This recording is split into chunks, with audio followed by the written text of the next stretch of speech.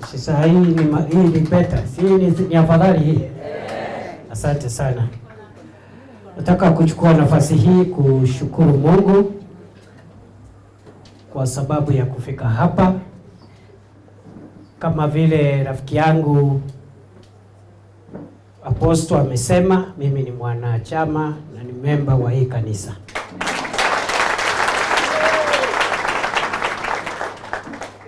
Niseme nimekuja siku nzuri kwa sababu shukrani ni kitu mzuri.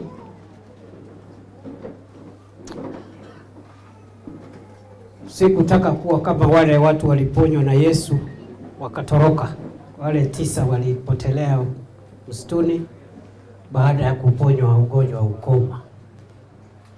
Nimekuja siku nzuri kwa sababu leo ni kusherekea siku 50 baada ya kufufuka kwa Yesu Kristo, ambayo tunaambiwa ndio siku alipaa mbinguni.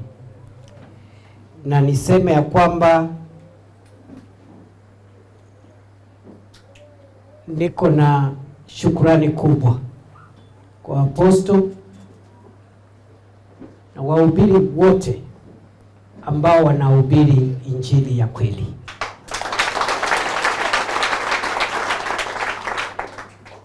Nataka niseme Biblia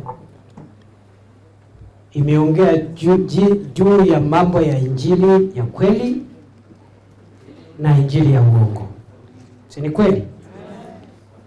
Katika kitabu cha Yakobo mstari wa kwanza mlango wa kwanza mstari wa 27 inasema, dini safi na isiyo najisiwa ni hii ya kusaidia yatima na wajane na kujichunga na ulimwengu, msitende dhambi.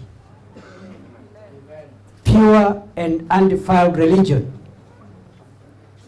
is to help the needy, the widows and the orphans, and to be careful not to sin before God. Kwa hivyo mimi nashukuru kuwa kanisa hii, I chose to come here deliberately.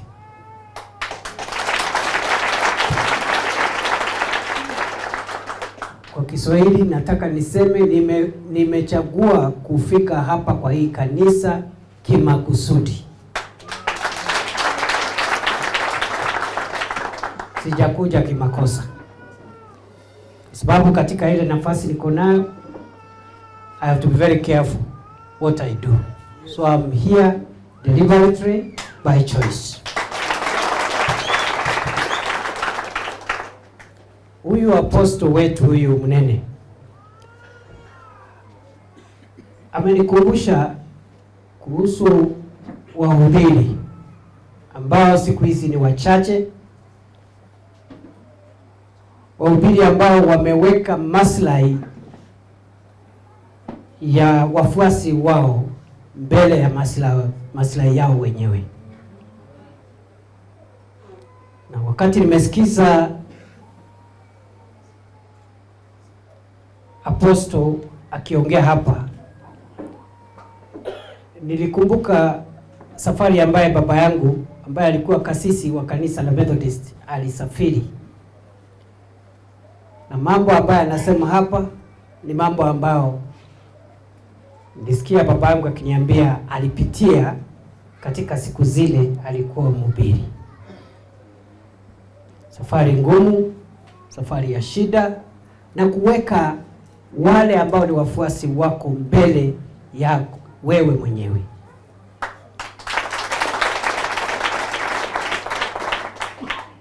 Nimesikia mchungaji ametuambia ya kwamba huyo ndugu yangu Mheshimiwa Kakwota alikuwa amemchochea anunue gari. Lakini akamwambia, mimi nitaomba lift, nitatumia bodaboda, bora washirika wapate usafiri wa kutoka kwao wafike hapa.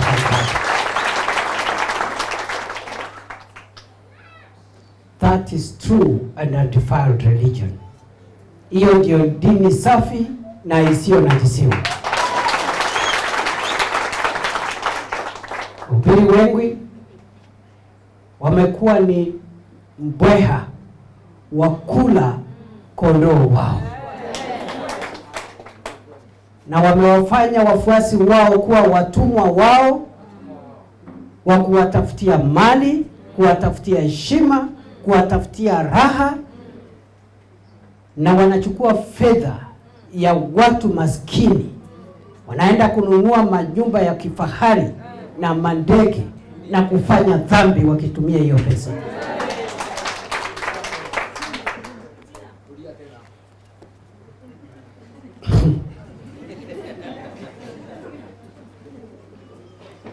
Apostle, I want to thank you for staying away from the nonsense of criminals who are abusing religion.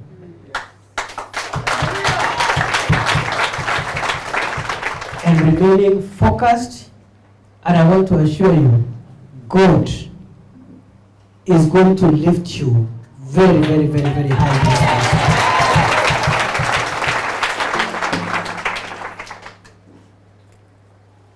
Nimekusikiza sana, na ni kweli vile ulisema, nilikuwa naandika note. Nimekusikiza sana. Umetuambia hapa hakuna ile unabii ya ukumbavu ya kudanganya watu na kuwauzia vitu ya bure na kukusanya pesa yao. Pesa unapata inasaidia mayatima. Pesa unapata inasaidia wafuasi. Sasa ndugu yangu, ukishafanya hivi, hata kale kadogo kakibaki, ununue unga na nguo kwa mke wako na watoto, au watu hawatalalamika kwa sababu hata wewe ni because you are also a human being. Si ni kweli? Na Biblia inasema mahali mtu anafanya kazi ya kule wapi? But you must put the interest of your followers ahead of your personal interest. Asante sana Apostle. Nataka niseme nikiwa hapo ya kwamba serikali ya Kenya itapambana vita vikali na watu wote ambao wamejificha katika dini, kuumiza na kuangamiza mioyo na maisha ya Wakenya.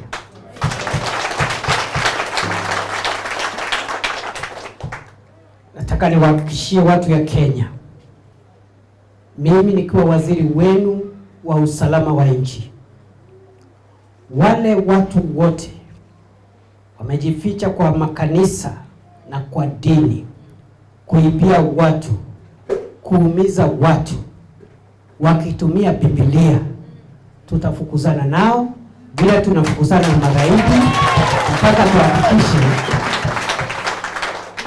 watu na wananchi wa Kenya wamepata haki yao. Sijui kama tunaelewana.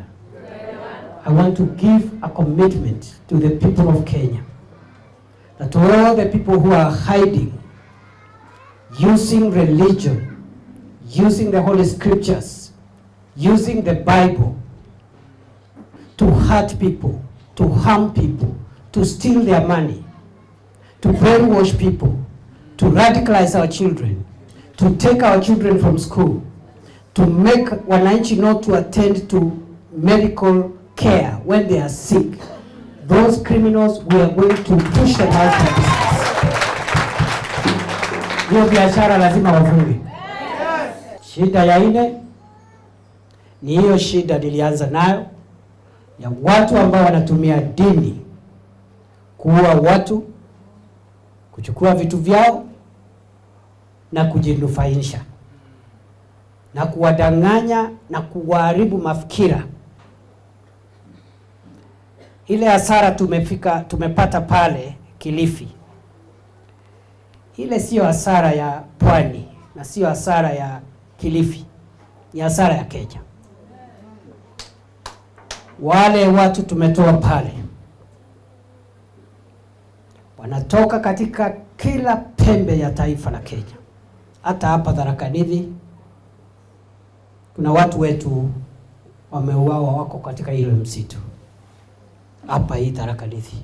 Hii Meru County hii wametoka hapa, Western wametoka huko, Luo Nyanza wametoka huko.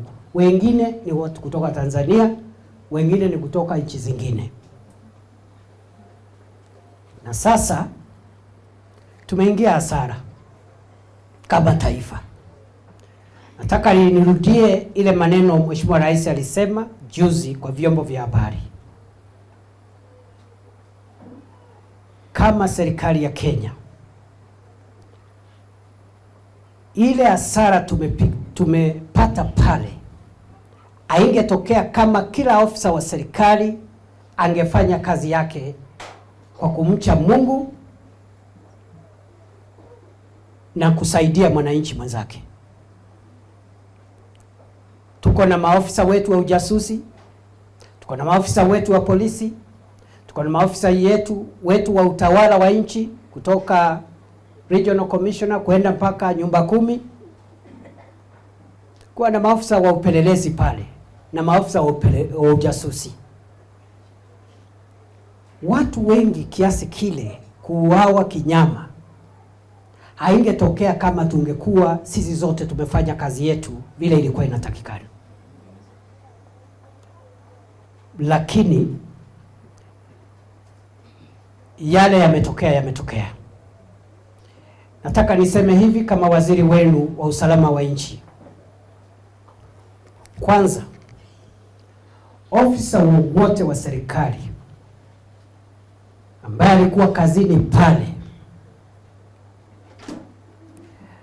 na labda angezuia yale maafa yafanyike, ama alikuwa na habari, hakutoa hiyo habari, ama akapewa habari akaipuuza, ama akakula hongo akasaidia wale wakora kufanya ile uhalifu, au maofisa lazima wawajibike na lazima watoke kazini.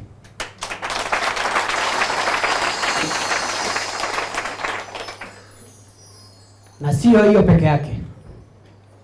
Wakitoka kazini tutawatia mbaroni, tutawapeleka mahakamani, kwa sababu hakuna tofauti ya wale wauaji wa Shakahola na wale ambao labda walizembea kazini ama kukula hongo ama kukataa kutoa habari ama kupewa habari na kupuuza. Hakuna tofauti yao na yule bwana mkora anaitwa Mackenzie.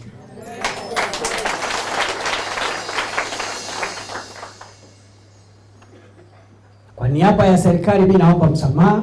Rais pia aliomba msamaha. But never again in our country will we lose so many people, innocent people, mothers, fathers, children, little souls, watoto wadogo kama wale walikuwa naimba hapo. Wewe unakuja na Biblia, unamwambia hiyo Biblia, wacha nikusomee, inasema usikule chakula. Yesu anakuja sijui tarehe ngapi, wewe usikule mpaka ukufe.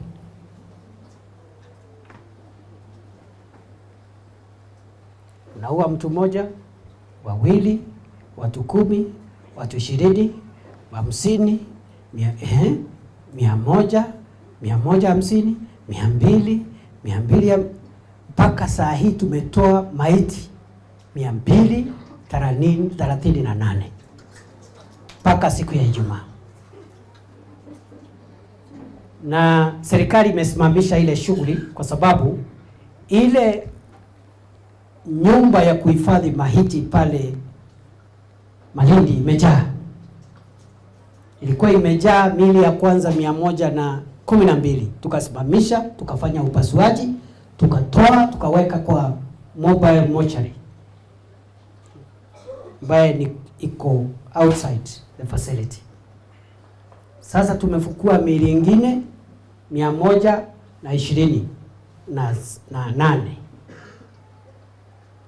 na hiyo ndio miili tunaenda Jumatano kuanza safari ya pili ya upasuaji ya hiyo miili.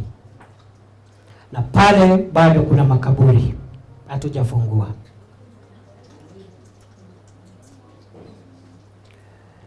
Mimi nataka niseme hivi kwa sababu, na nataka niseme hivi kwa hapa, mniruhusu kwa sababu hii ni kanisa yangu, Apostle Munene. Nimeona mabishop wengine wanaongea kwa vyombo vya habari, wakasema hawataki serikali kuingilia mambo ya dini, na wakasema serikali ndio ilikuwa na makosa kwa sababu wangeshughulikia wale watu wasifanye ile maafa wamefanya. Ningetaka kuuliza hivi wenzangu, kazi kama hile ingewezekanaje kufanyika bila wahubiri na makasisi wa hiyo area kujua kuna mkora baina yao? Ingewezekana? Haingewezekana. So nataka niseme hivi, serikali itapambana vikali na itatia mbaroni wahubiri wakora wote wa dini zote bila huruma.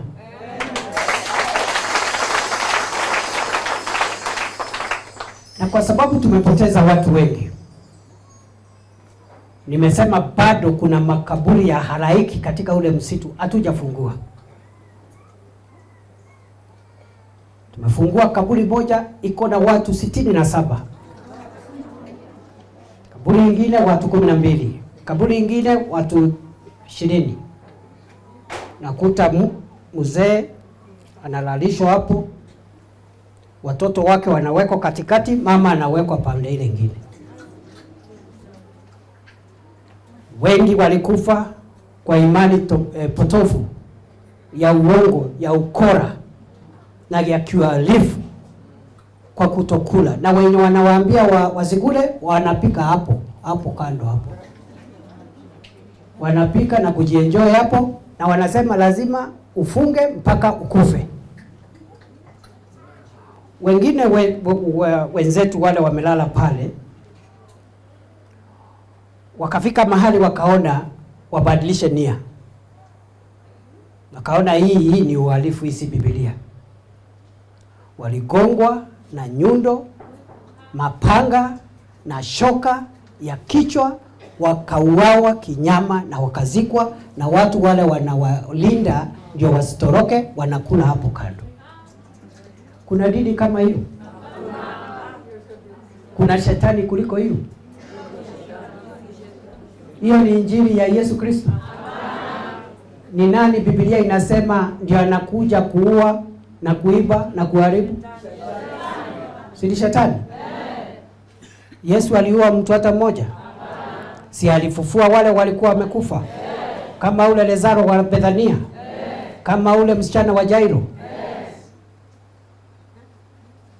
Yesu, kuna watu alisema wakufe njaa? Wakati amepata watu 5,000 wako na njaa na lunch time imepita kama saa hii, najua mko na njaa, alifanya nini? Aliwaambia wakufe njaa waenda wakakutane na yeye? Si alichukua ile samaki ya kijana na mkate akaifanya mara mingi, wakashiba, wakakula kabisa, wakashiba, alafu akapatia neno la Mungu? Sasa hii dini nyingine ni gani mnasema tunaingilia? These are criminals. There is no difference between Osama bin Laden, Mackenzie na Mackenzie wengi ambao wako Kenya hii. Tumepoteza watu wengi, hatujui ni watu wangapi, kwa sababu tunavyoongea sasa bado tunanusuru watu kutoka pale.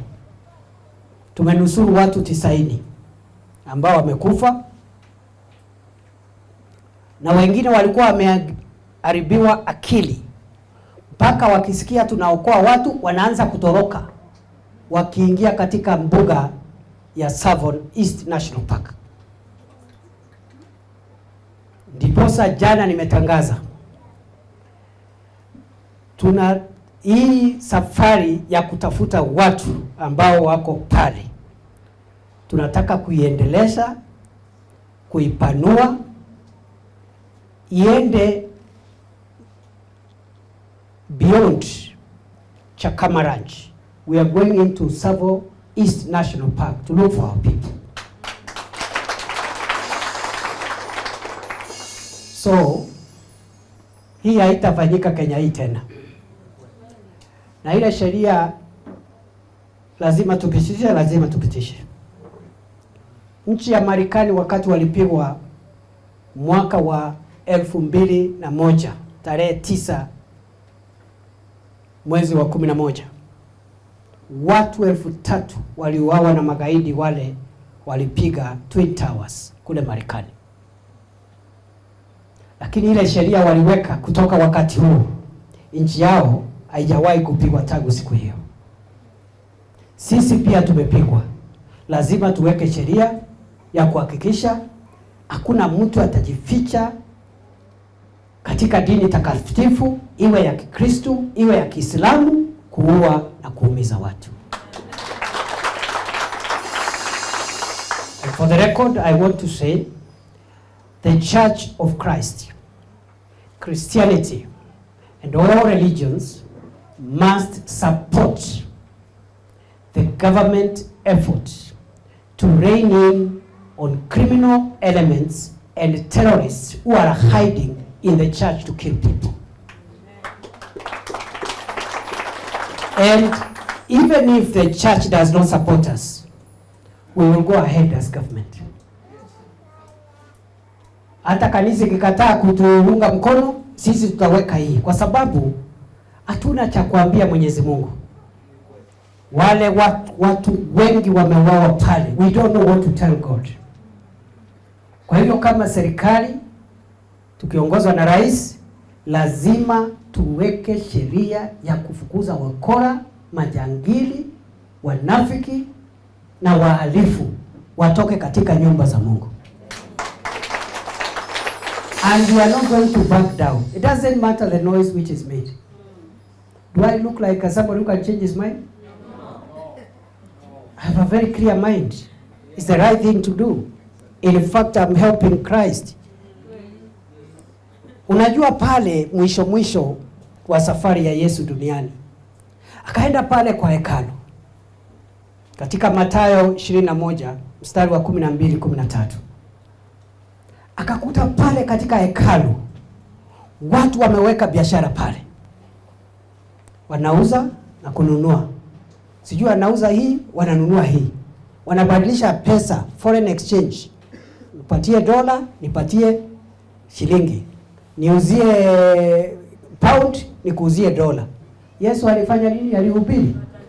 Alihubiri. Alichukua mjeledi, kwanza hizo meza akaziangusha na viti, akawafukuza, akawaambia kwendeni huku.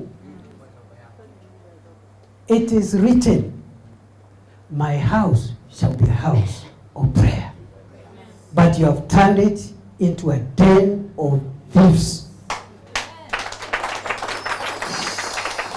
Naomba makasisi na viongozi wa dini wasimame na serikali. Lakini kama waziri wa usalama wa nchi, hii serikali vile inataka kuangamiza wezi wa mifugo na magaidi, lazima tuangamize wale watu wanaua wengine wakitumia jina takatifu la Mwenyezi Mungu. Na lazima tudhibiti hawa watu with or without the support of anybody. Hivi kama tunakubaliana? Mungependa tuende na hiyo barabara? Mungetaka tuwe na shakahola ingine? Never again. Never again. Never again will our country be hurt so painfully. Na huyo Mackenzie na wenzake hawatawahi toka mahakamani. Hawatawahi toka jela. watazeekea jela na watakufia jela na watazikwa jela. Na kuna Makenzi wengi. So vile natafuta wezi wa mifugo na magaidi, hata hao wakora nitawanyorosha. Na msiniambia ati hao sijui ati unaingilia dini. Naingilia dini gani? Dini ya kuwa watu na shoka na nyundo.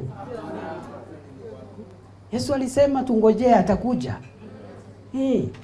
Kwani wanasoma Biblia gani? Yesu alisema tusiwe na haraka. Tukae tungojee atakuja kuchukua kanisa.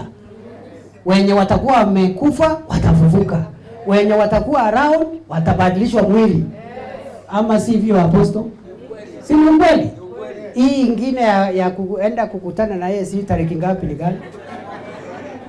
Alafu akasema vile vile atatupatia tarehe. Alisema atakuja kama hii ingine ya Makenzi ya mwezi wa 6 ni gani? So wacha nikomee hapo. I thought I should clarify. We are not going to go back. And those who caused this damage must pay for it. Whether you are in public service, whether you are in religious circles, wherever you are, we have to clean up. Na tukimaliza, nitaomba rais, tuterebuke Kenya yote, tuende pale, makanisa yote, watu wote wa dini, tuombee Kenya, tutakase Kenya kwa ile kafara ya shetani na uchafu na ushirikina na mambo maovu ambayo yamefanyika pale. Vile nikimalizia ndio niongee mmoja tu ya maendeleo alafu nishukuru. Vile Mungu aliambia Kaini baada ya kuua ndugu yake Abeli, mimi naambia Makenzi na washirika wake na watu wote wanafiki, wale wanajifanya watakatifu na wanataka kutetea wauaji kama hao, damu ya wale watoto, akina mama na wazee ambao wanalala pale Shakahola imelilia Mwenyezi Mungu na imefika kwake. And therefore God must avenge. God must avenge for the blood of our innocent people, men, women, and children who have died under the cruel hands of criminals.